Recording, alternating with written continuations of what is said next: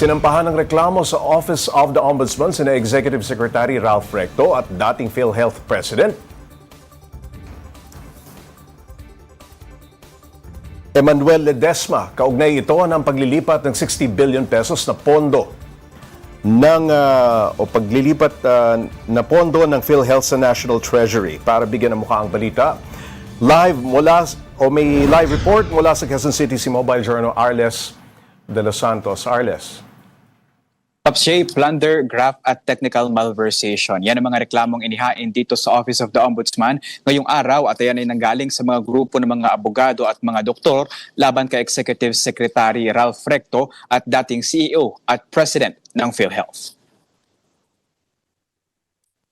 Sa 33 pahinang mga dokumento, idinetalye ng mga complainant ang reklamo kaugnay sa iligal na paglipat ng 60 billion pesos na umano'y reserve funds ng Philippine Health Insurance Corporation o PhilHealth noong 2024. Finance Secretary pa noon si Ralph Recto at PhilHealth CEO and President naman ang resigned na ngayong si Emmanuel Ledesma Jr. Ayon sa isa sa mga nagreklamo na si Attorney Rodel Taton, bagaman walang binanggit na liability si Recto sa desisyon ng Korte Suprema at in good faith ang ginawang paglipat ng pondo, ito pa rin daw ay gross inexcusable negligence. Imbis daw kasi nagamitin ng pondo para sa pagtataas ng investment ng PhilHealth, pagpapahusay ng benepisyo nito at pagpapababa sa kontribusyon, ginamit daw ang pondo para sa program appropriations at appropriated projects na posibleng para lamang sa interes ng iilan at gamitin ang mga ito sa korupsyon. Matatandaan na Disyembre ng nakaraang taon, unanimously na ipinag-utos ng Korte Suprema ang pagbabalik ng 60 billion pesos na pondo sa PhilHealth na nauna nang nailipat sa National Treasury. Ayon pa nga sa SC, ang paglipat ng pondo ng PhilHealth ay maaaring paglabag agad sa Section 11 ng Universal Healthcare Act. Sabi naman na Executive Secretary Ralph Recto, iginagalang niya ang karapatan ng sinumang individual at grupo na gamitin ang kanilang karapatan na magsampa ng kaso kanino man. Pero giit niya, wala siyang kasalanan. At sa katunayan nga raw, ibinalik at dinagdagan pa ang pondo para sa PhilHealth upang mas mapagsilbihan ang ating mga kababayan. Paps J, hindi ito ang unang kaso laban kay Executive Secretary Ralph Recto at dating PhilHealth CEO and President Ledesma. Kaugnay nga yan ng paglipat ng bilyon-bilyong pisong pondo ng PhilHealth. Pero matatandaan na noong Disyembre na sinabi na ni Recto agad na bukas siya makipagtulungan sa Office of the Ombudsman sa isasagawang investigasyon sa mga kaso laban sa kanya. Paps J. Arles, balikan natin. Ano bang naging paliwanag noon ni Recto ng DOF at PhilHealth sa paglilipat ng pondo sa National Treasury?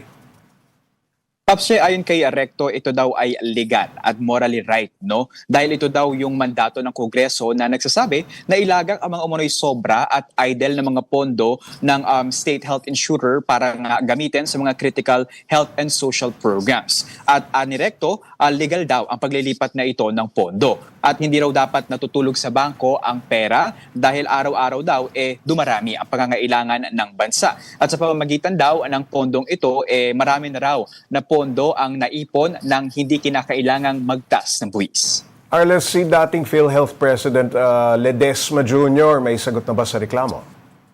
Sa oras na to, Pops J, ay wala pa rin siyang tugon. Arles, sakaling mapatunayan itong reklamo kina ES Recto at Ledesma, anong posibleng parusa?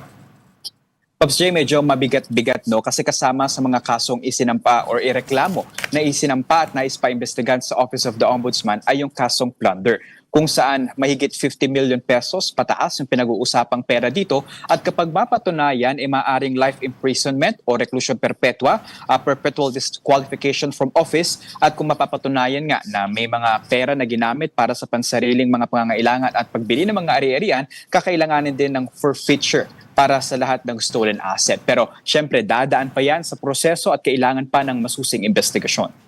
Arles, anong susunod na hakbang ng Ombudsman kaugnay ng reklamong ito? Paps, ilang minuto lamang mula nang nag-press conference si Ombudsman Boying Rimulya kung saan sinasabi niya na kailangan daw silipin at maunawaan ng mas maayos itong kaso na isinampa kay Executive Secretary Recto, no, dahil meron na nga daw nauna na utos yung Korte Suprema patungkol dito na nagsasabi na walang criminal liability si Recto sa nangyaring paglilipat ng pondo. Pero ayon kasi doon sa mga complainant, iba daw itong kaso. Ito daw ay patungkol sa complaint na criminal liability ni Recto at ni Ledesma na kasama sa mga nag-utos ng paglilipat ng pondo.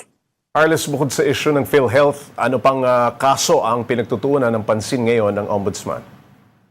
Papsi, alam mo, abala ang Office of the Ombudsman. Kasama nga no, sa mga tinitignan nilang kaso ay yung pag-unawa daw dito sa Cabral Files o sa universe nito kung paano nga raw ba inilalagak yung mga proyekto at paano yung sistema ng paglilista ng mga ito. No? Pero kabukod pa dyan, titignan din daw nila yung mga alegasyon sa franchise violation ni Batangas 1st District Congressman Leandro Leviste na ngayon nga, maaring hindi lamang daw isa yung naging violation nito, kundi maaaring maging dalawa pa. No? Pero gayon din, yung kanilang pagsilip nga saan nila overstaying na ni dating DPWH Secretary Manny Bonoan sa Amerika na kung tutuusin daw, maaari na itong ipa-deport ng Estados Unidos at pabalikin sa bansa na ilang buwan na rin nga na inaasahan na magbalik mula nang pumunta ito sa Amerika para sa medical na pangangailangan. Pops J. Maraming salamat, Mobile Journal Arles de los Santos.